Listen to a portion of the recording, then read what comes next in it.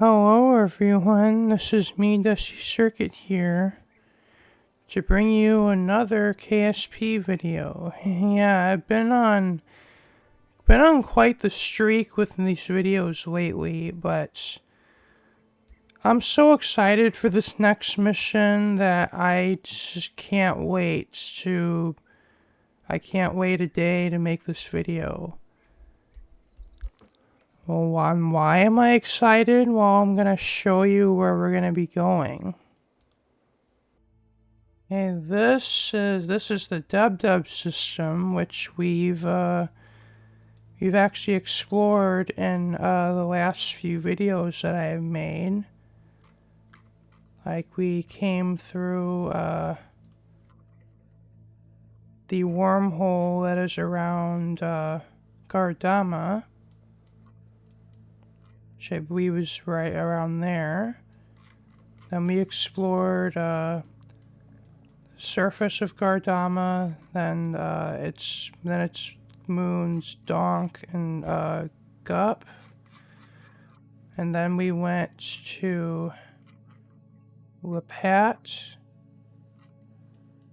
as well as like Axod and Uman. And then we went to this planet with its moon as well. And then after that I kind of decided to return home because I was out of fuel and there were really no more destinations that I could visit. Well, that's not true, because we still have not been to the innermost part of the system yet. And that's because these two planets, Ovin and Char, were not reachable, were not landable with my previous spacecraft. And here, that's the reason. Yeah, four Gs of gravity on this one. No, that's no joke. And Char has just shy of 2 Gs of gravity. And also no atmosphere. So, yeah. Oh, that's what Char looks like. It's kind of a partially, like, lava world because it's so close to the star. That's partially, like its surface is partially molten.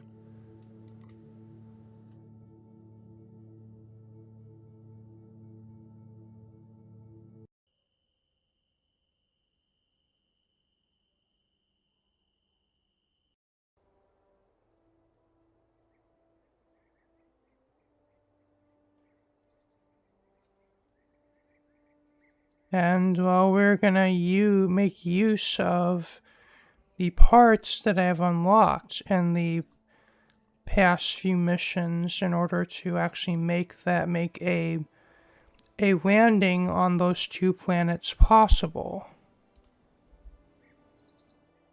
Oh, I decided to design and test the lander I'm gonna be using for the Ovin landing off camera. And I'm also quite confident it can also land on Char. So if this thing can handle landing on Ovin, it can also handle landing on Char. So why not we reuse this craft for that landing as well? And it looks like I didn't quite finish this. It still needs a docking clamp and the science stuff. I just was adding lights to this Anyway,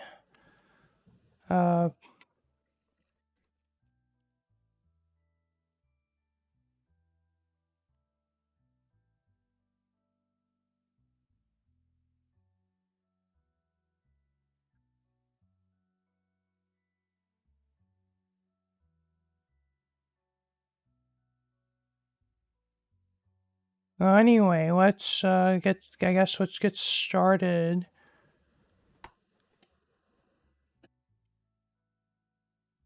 Let's get started on the actual, I guess we'll call it the mothership or the rest of the spacecraft.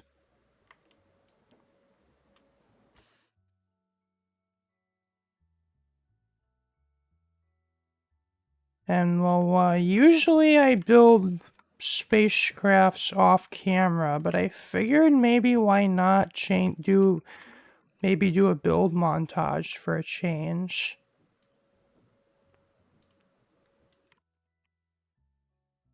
And I guess I will be back with you once the craft is finished being built.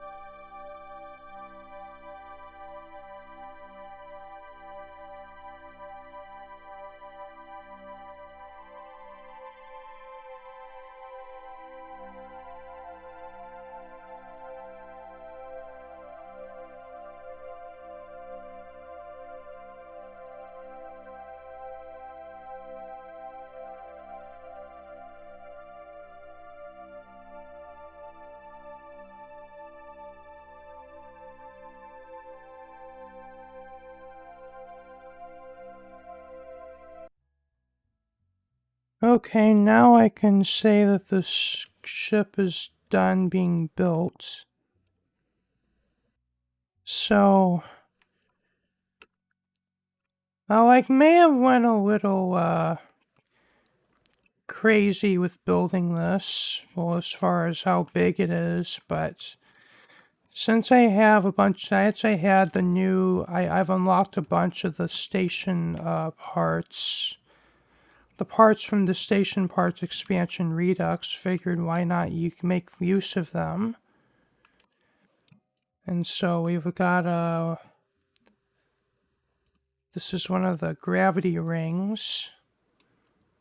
That's or the centrifuges, and then up here is I've added the cryogenic hibernation chamber.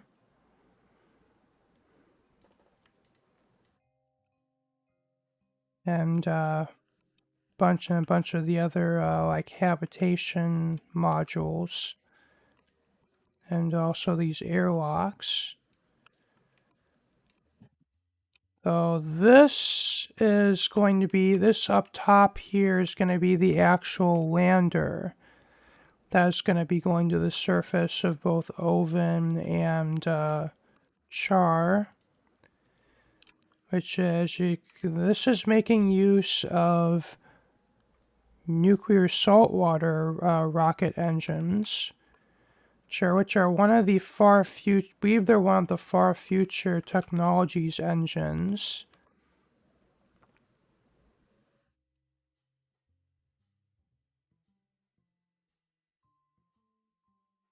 Which are here, and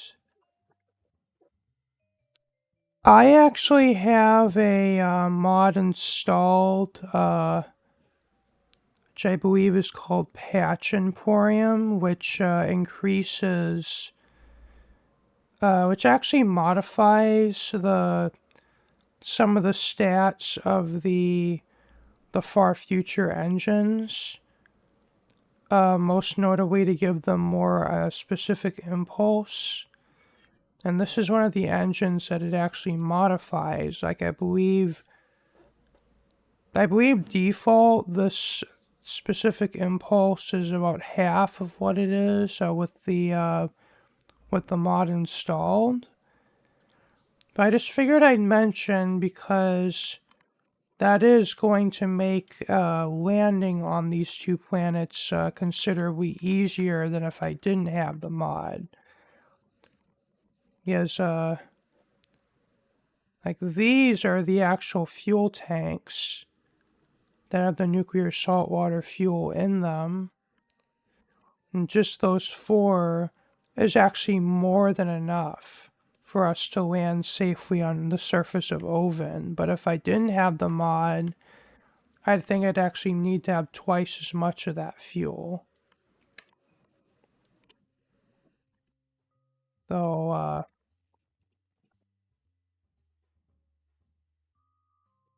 here's, I believe, another laboratory module, and I think this is the biggest one in terms of not only size, but also how much science, both data and science, that it can hold.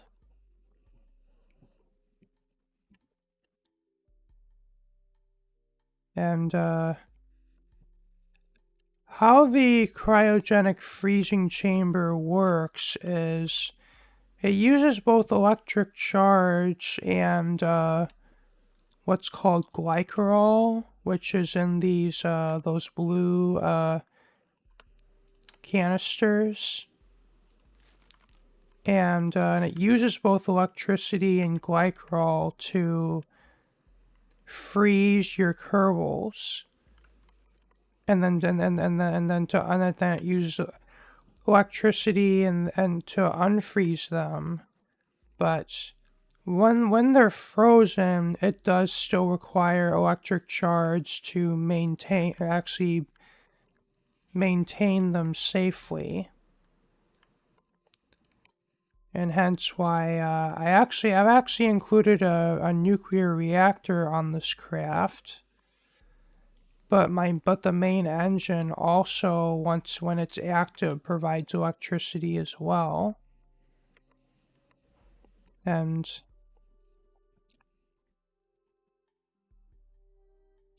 throughout the craft, I'm also using like these remote guidance units. They're both a probe core and also a pretty powerful reaction wheel in one. And hence I tend to use a lot of them with these larger spacecrafts that I build. And all these are fuel tanks for the main engine, which is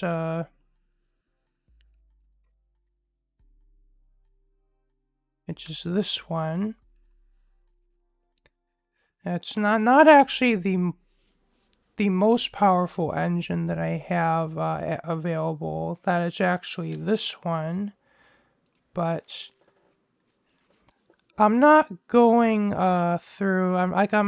This mission's going to be making use of the wormhole to the Debdeb system once again, so I don't need a ton.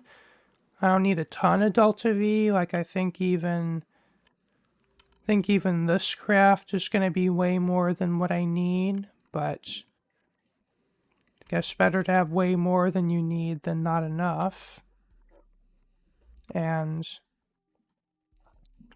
like these bigger fuel tanks are... So these bigger fuel tanks are for liquid hydrogen fuel, and these smaller ones are for liquid deuterium and helium-3 fuel, which are all fuel types that this engine needs. And I've got these deployable radiators, which are needed to keep the main engine cool, as well as the static radiators, which are for keeping that reactor cool.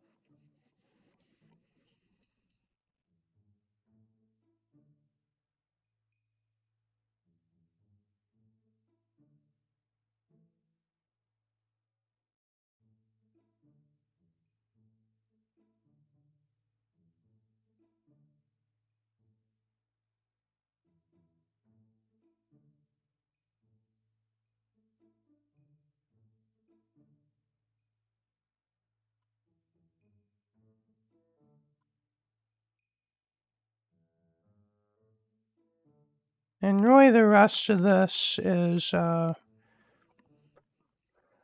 using the procedural fuel tanks for my lifter stage, and these engines, which are from I believe cryo engines or cryo engines extensions, which are, I believe, are the most powerful rocket engines that I have at my disposal. And they're also, since they burn liquid hydrogen and oxidizer, they are a little more efficient than your regular rocket engines.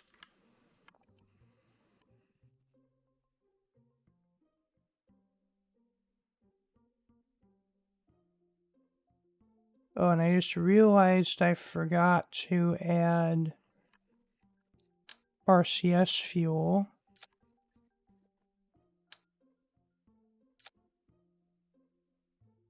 So just let me add that now.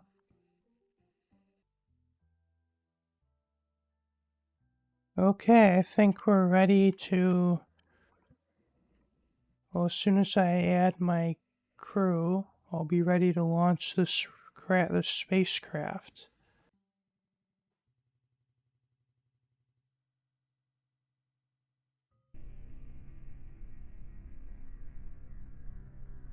Five, 4, 3, 2, 1. Lift off.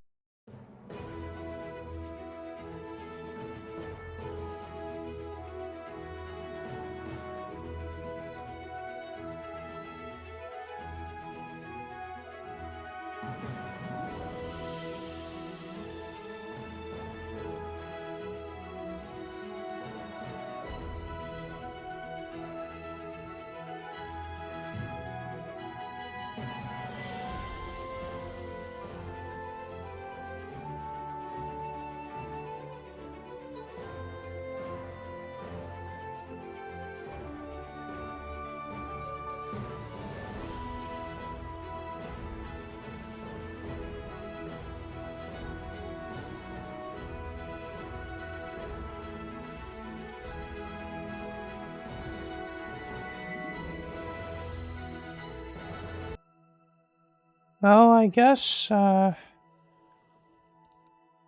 could do a bit of an quick IVA tour, though I guess I'll try to make it as quick as I can.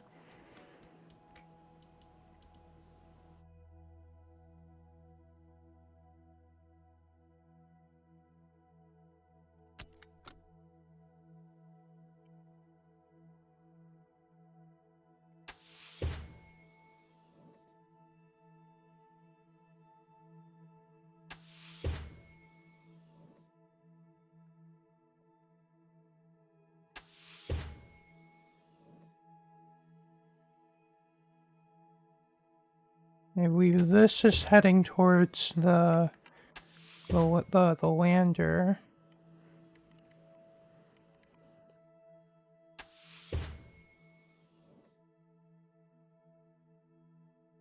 Yeah.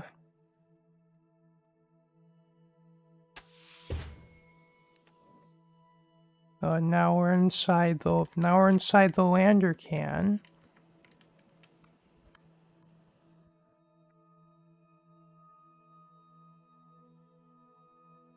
And those are the airlocks to the outside.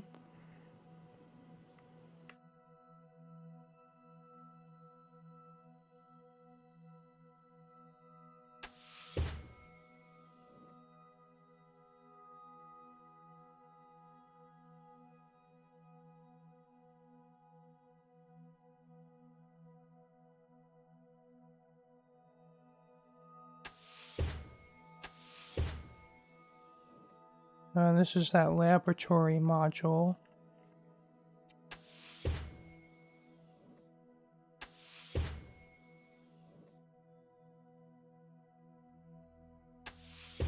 And this is that, like, I guess flatter habitation module. And I guess this is what... Oh, I didn't want to do that.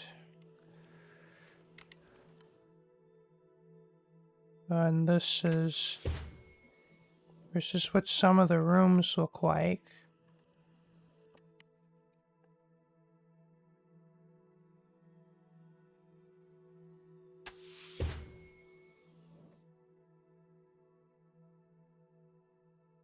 Those posters are pretty cool.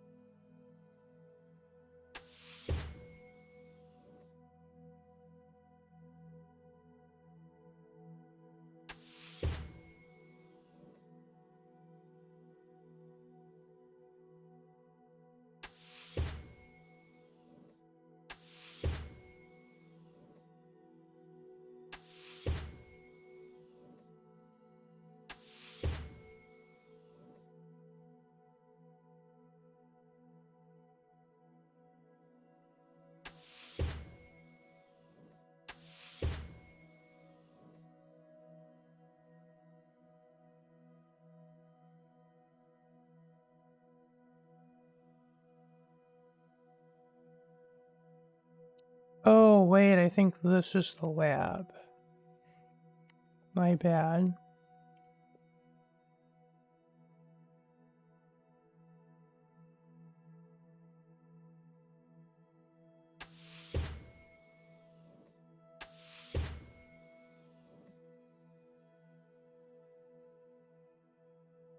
And the centrifuge should be coming up now. Oh, this is the cryogenic module. Or the cryogenic freezing module. Oh.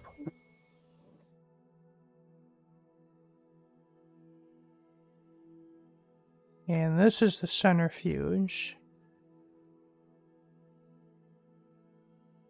Well, I believe there's nothing this way.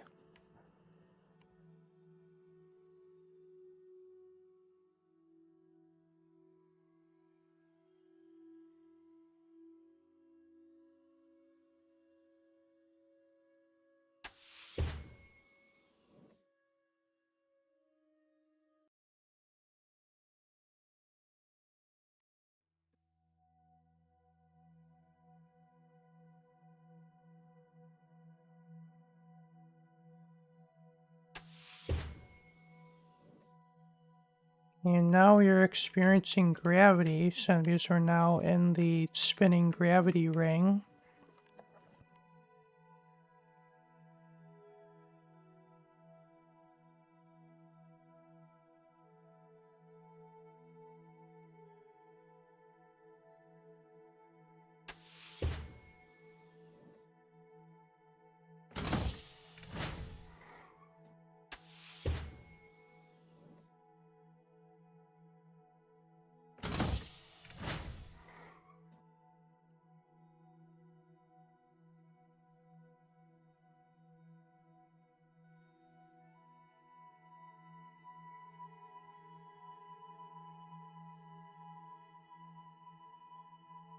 And I believe that was one of the four,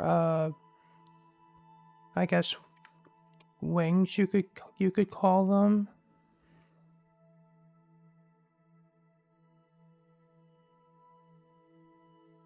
Okay, grab the freaking ladder.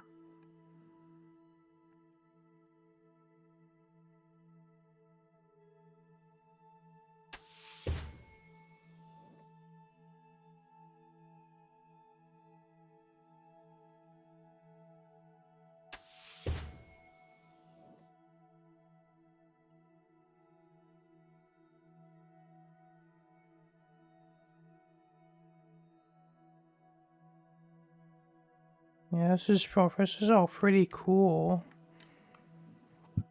They're able to model all these interiors. Oh, and by the way, that effect of the moving shadows, that's because we're spinning, and we're also kind of facing the sun. And so it's kind of moving around like that.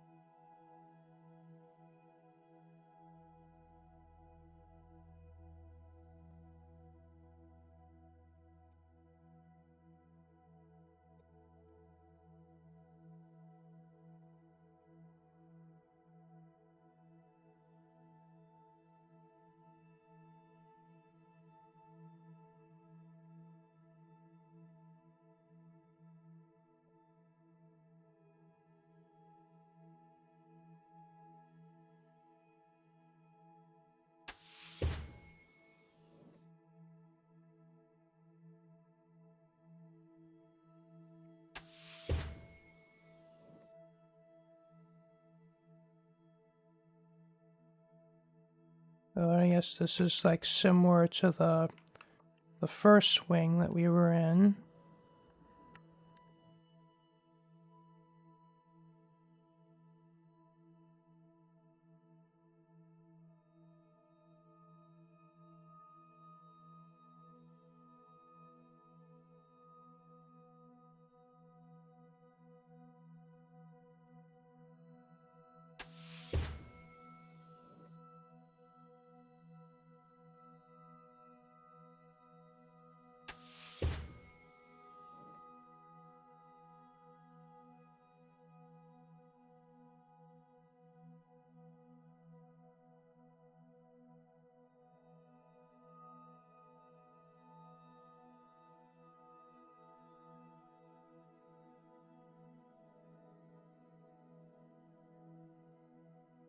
Okay.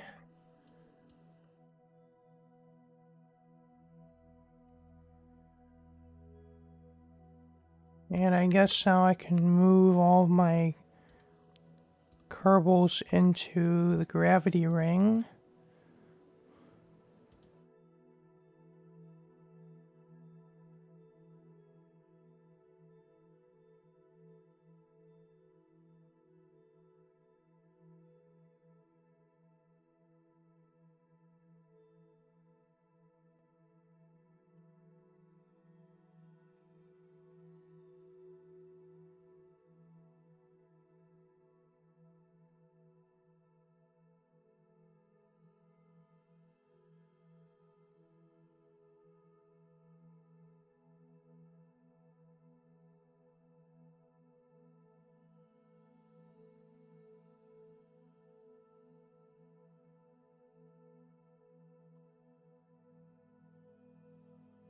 Okay, I think now, we'll go around this orbit once so that we can actually make use of the Oberth effect to escape Kerbin.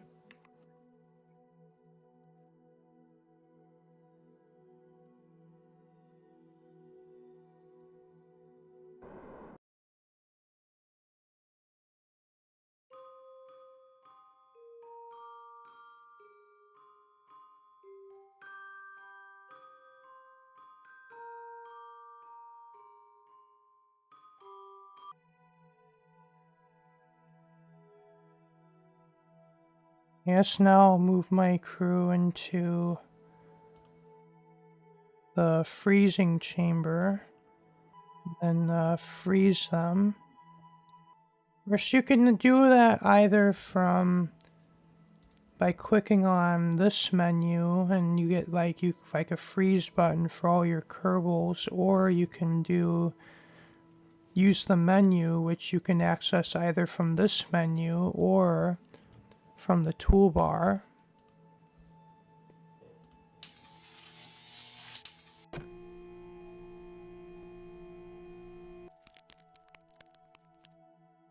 Or so you can only freeze one or thaw one Kerbal at a time.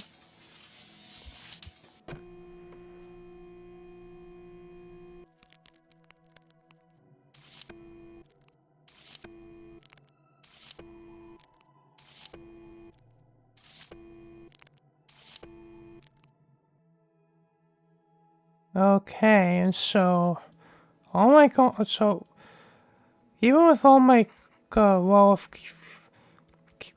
one thing to keep note of is if you freeze all of your Kerbals, if you don't have a probe core, then you lose control of you can't control your spacecraft. But I have probe cores, so I still have control. Okay, so let's leave Kerbin.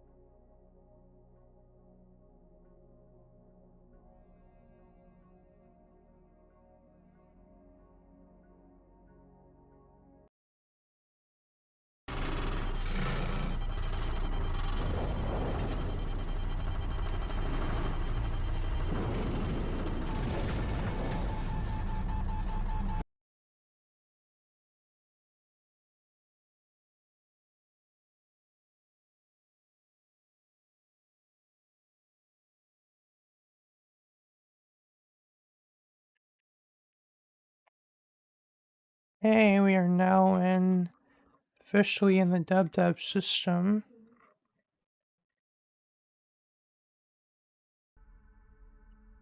Oh, wait a minute. Think I went into the wrong wormhole.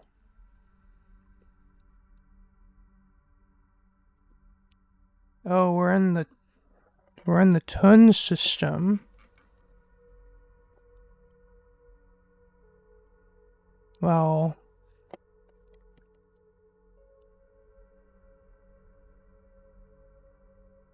I'm gonna go, I guess I'm gonna be reversing our course then. Well, I don't know if we can go back through the wormhole if we burn in reverse.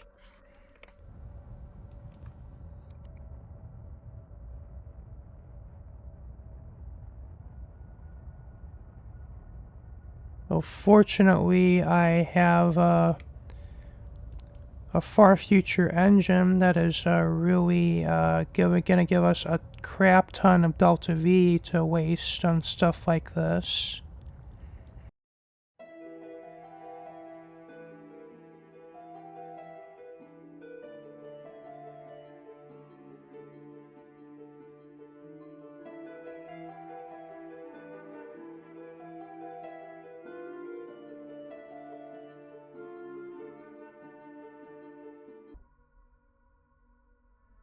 Okay, we're going back through the wormhole.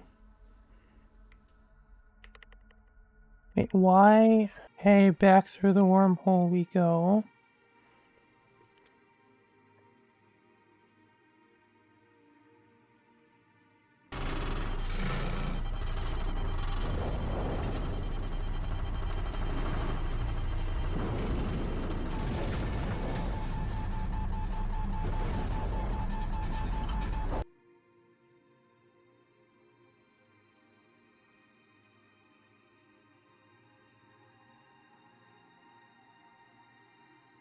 Okay, I think the one we needed to go through was A over there. Let's maybe see if we can change our course towards it.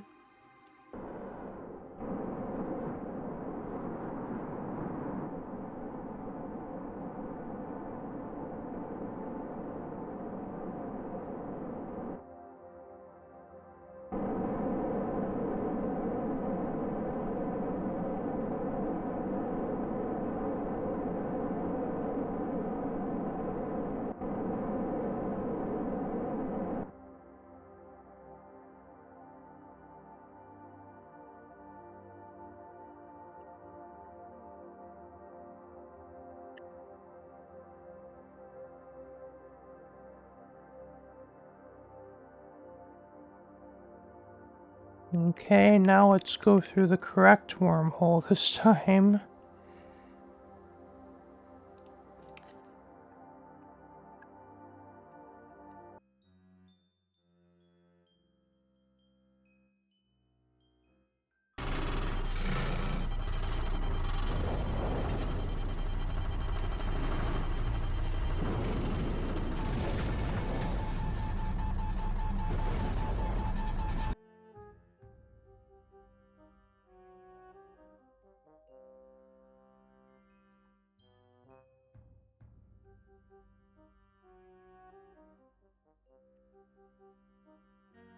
Hey, that looks like we're in the Debdeb system. You can see the accretion disk, protoplanetary disk, that's what I meant to say.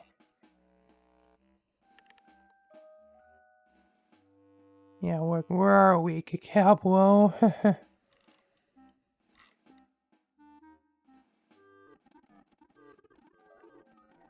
Okay, we want to go to Ovin.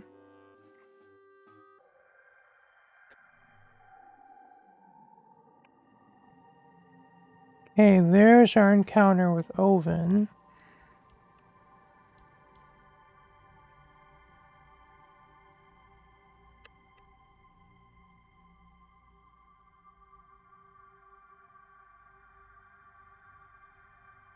Yeah, this video's actually been going rather chaotic.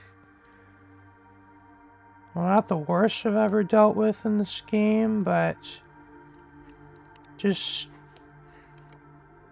like had like a bunch of mistakes, like for instance going through the wrong wormhole, and then I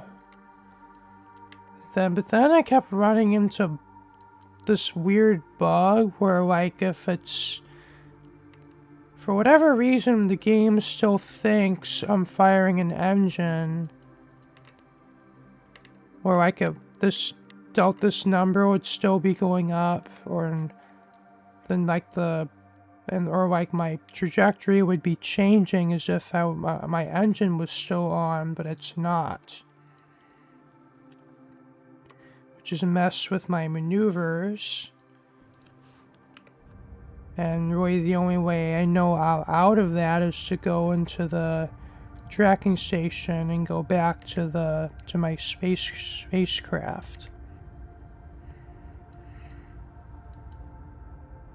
And I keep forgetting to shut off the reactor on this engine when I'm in between burns, because if I time warp, it'll basically eat up all the liquid deuterium and liquid helium-3 fuel, because I guess it continuously burns it to make electricity,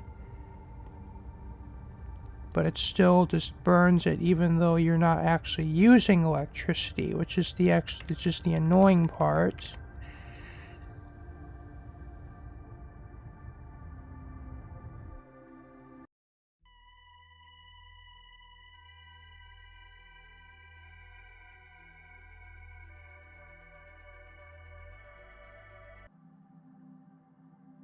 Yeah, I think we'll just get into an orbit and then we'll do our then I'll thaw my Kerbals and do science.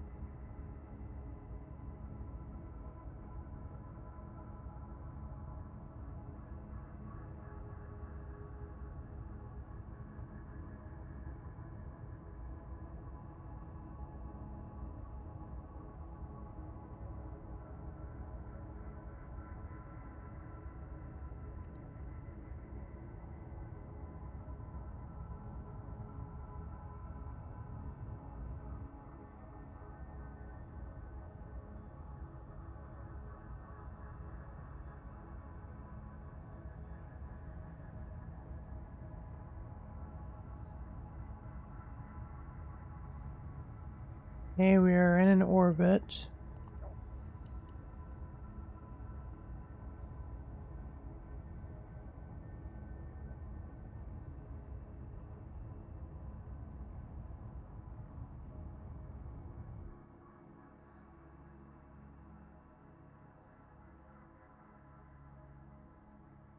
Well, actually, I think rather than circularizing, I think maybe we will. I think I'll hold off on circularizing for a bit, and I guess I'll explain in a moment.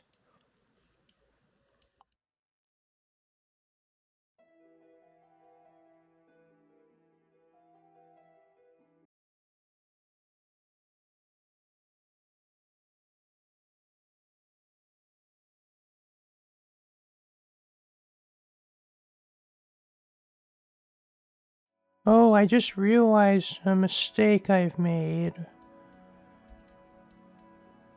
Apparently, I only have one scientist on this whole spacecraft. Which means my laboratory's not going to work at its full potential.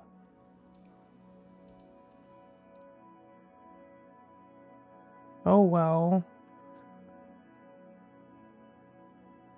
I don't know, maybe when I return this home to Kerbin, I might send more scientists up here to process the science. I guess that's a solution.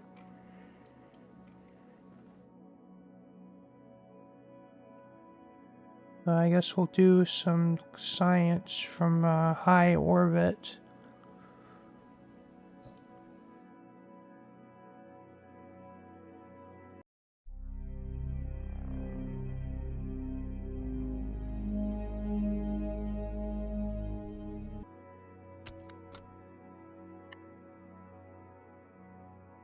I think I'll lower my orbit now to get near, to get low orbit science.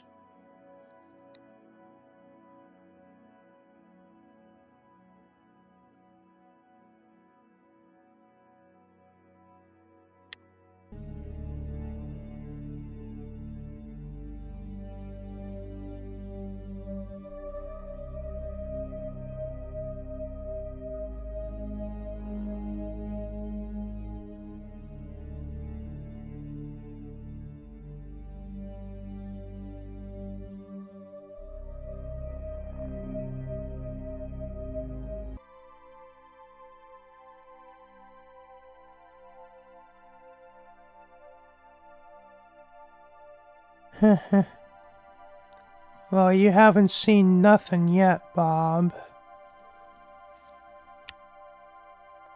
Wait till we actually land on the thing. So, well, I hate to do this to all of you, but since I probably have close to 2 hours of footage already, I think there's no way around, there's gonna be no way around ending this video on a cliffhanger, so, if you want to see the landing on the surface of Ovin, be sure to leave a like, comment, share, and subscribe, and hit the bell for, well, most importantly of all those things, hit the bell for notifications, so you'll be able to catch that video, as well as my next videos. And, this has been me, Dusty Circuit, here, some more Kerbal Space Program, and peace out.